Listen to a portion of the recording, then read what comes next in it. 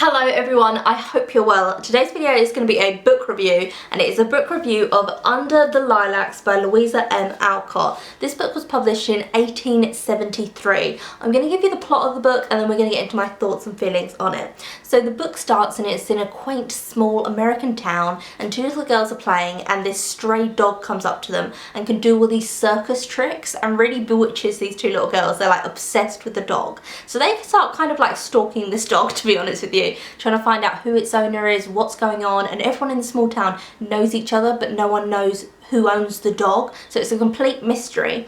And so that goes on for quite a bit in the book, and then they realise that the dog does have an owner. It's a little boy, and the little boy is a runaway called Ben.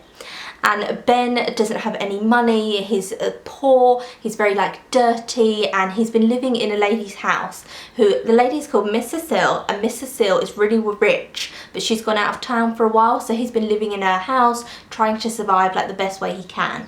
So the little girls go back and they tell their mother the story, and the mum says, we have to go and get this little boy straight away.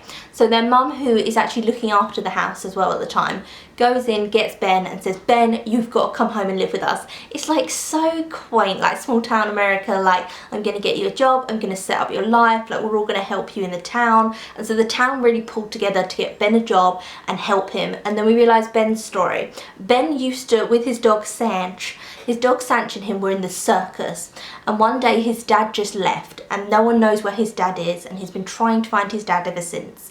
And his dad, he was just told that his dad like just left him and left the circus, and we have no idea where his dad is. And in the circus, after his dad left, him and the dog were treated terribly, terrible abuse, and they just had an awful, like miserable, torturous time with the circus. So that's why they decided to run away together. And Sanch and Ben, Sanch the dog, is very like loyal to Ben and loves Ben, and everyone just begins to love Ben. Everyone warms up to him. He's such a nice, kind boy who wants to help people at every opportunity. And then Miss Cecile comes back, the lady who he was living in her house. She comes back and has told the story of Ben and says, Ben, why don't you come and live with me? Because she's got plenty of room. Miss Cecile is very like, she's described as attractive, young, she doesn't have any parents, and she has a brother who, her brother is very kind of miserable, and he's the same age as Ben. And so she says, Ben, why don't you come and live with us? And also, I know you love horses and you're really good at taking care of animals. Why don't you take my brother along with you? Because her brother's like been very sad recently. So Ben kind of teaches this boy how to be like a little boy again and love the world again. And there's all that like lovely, inspiring bit within it.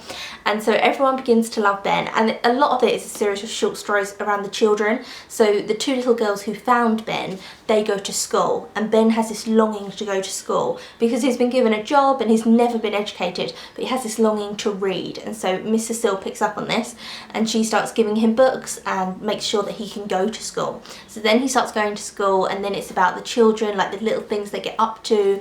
Ben's circus he ran away from comes to the town, so they all decide they're going to go to the circus, and stuff happens there. And then Ben's dog Sanch goes missing.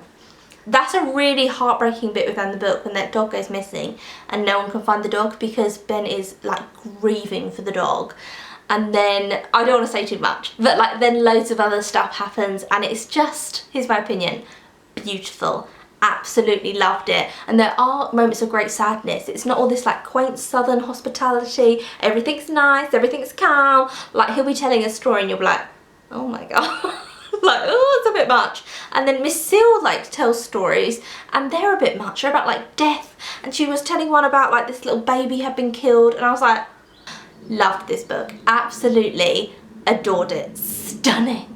I really liked the edition that I read my book in as well, and so it's got this gorgeous like etched in picture, and it's really old. It's very like water damaged. I don't know how it's got so water damaged. I think it must have been in someone's shed or something, but it's so lovely. It's got one picture in it, which is this gorgeous colour picture, and this is by Blackie & Son Limited, London and Glasgow. It's like a really old vintage edition, but I love vintage battered editions. Like not all my classics are very nice editions. Like, some of them don't have front covers. Like, as long as all the pages are in it, I don't mind. I love it. So yeah, absolutely adored this. I'm definitely going to read more Louisa M. Alcott. Now, I just wanted to have a little like discussion about the author, and that is that I have read another book from her, and I've read her most famous work, which was, you ready for it?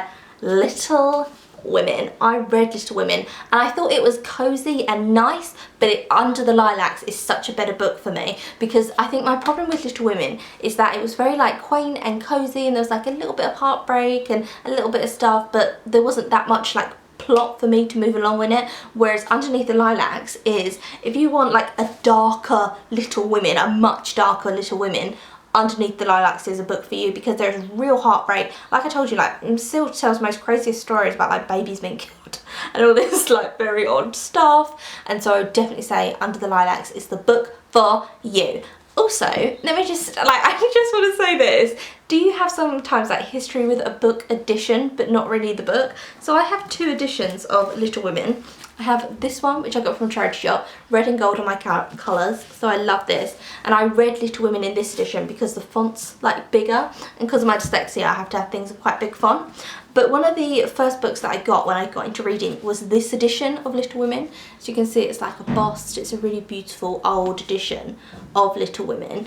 And I have never read this edition, but I can never get rid of this book.